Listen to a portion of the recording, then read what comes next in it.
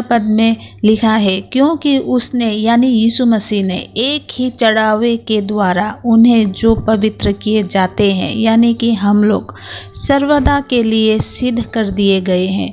दोस्तों, अपना एक ही बलिदान से यीशु मसीह ने हमें पूरी तरह से परफेक्ट कर दिया है।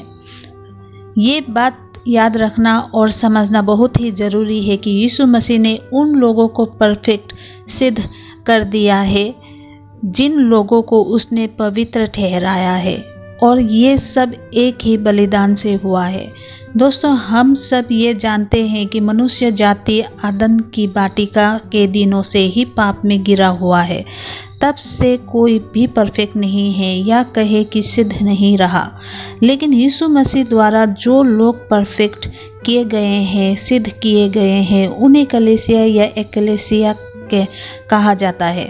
दोस्तों, यशायाह 8:18 पद में लिखा है, देख मैं और जो लड़के यहोवा ने मुझे सौंपा है।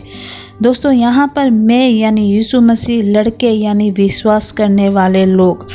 यहाँ पर आप अपने आप को भी रख सकते हैं और हम भी अपने आप को रख सकते हैं, क्योंकि हम लोग भी विश्वासी हैं।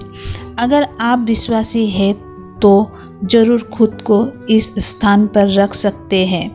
दोस्तों, आप बाइबल में यीशु मसीह के बलिदान को बाइबल में पाते हैं, और जब आपको ये बातें समझ में आता है तो आप विश्वासी बन जाते हैं। इसमें ये जानना ज़रूरी है कि आपका विश्वासी बनना भी पहले से ही ठहराया गया है। ये आप यशायाह का 53 में पढ़ सकते हैं। इसमें यीशु मसीह के दुख भोग के बारे में लिखा है। दोस्तों, यशायाह 53 का आखिरी पद 12 में लिखा है कि इस कारण मैं उसे यानी यीशु मसीह को महान लोगों के संग भाग दूंगा और वो सामर्थियों के संग लूट बांट लेगा, क्योंकि उसने अपना प्राण मृत्यु के लिए उड़ेल दिया है। ये सब यीशु मसीह के कारण हो रहा है, क्योंकि उसने बलिदान दिया है। और आगे लिखा है, और वो अपराधियों के संग गिना गया तो भी उसने बहुतों के पाप का बोझ उठा लिया और अपराधियों के लिए विनती करता है। दोस्तों, ये अपराधी, सामर्थी या लूट बांटने वाले लोग ये कौन है? ये विश्वासी लोग ही है, जो हमने सबसे पहले इब्रानियों का 10 का 14 पद पढ़ा था। उसमें ये ही बात लिखा है कि परमेश्वर ने उसे कुछ लोग दिए हैं और उन्हें ही सिद्ध या फिर परफेक्ट कर दिया है, और ऐसे ही लोगों को, जिन लोगों को परमेश्वर ने यीशु मसीह को दिया है, उन्हीं लोगों को यीशु मसीह अपना भाई, मित्र कहते हैं। दोस्तों, इब्रानियों की पत्री में भी इसी बात को पुराने नियम की पुस्तक से उठाया गया है।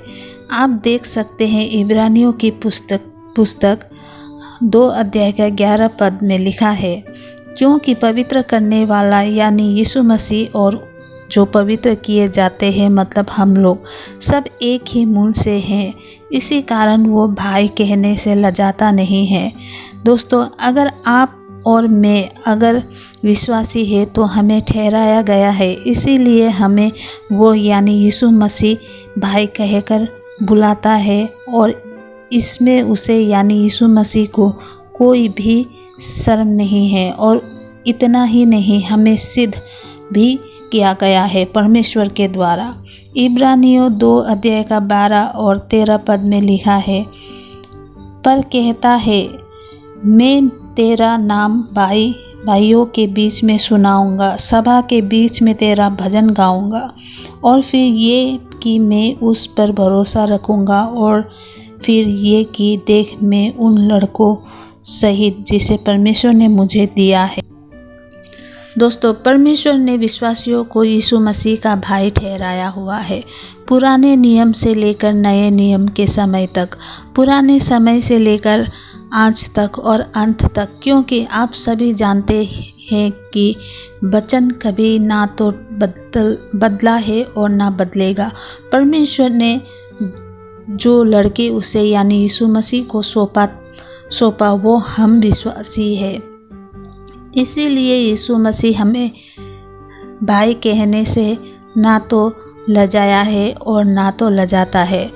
और इसी के लिए तो यीशु मसीह ने बलिदान दिया था, बहुत कुछ सहा, सब हो जाने दिया अपने साथ, बहुत कुछ सह लिया यीशु मसीह ने, ताकि वो हमें भाई भाई कह सके और भाई बना सके सदा के लिए।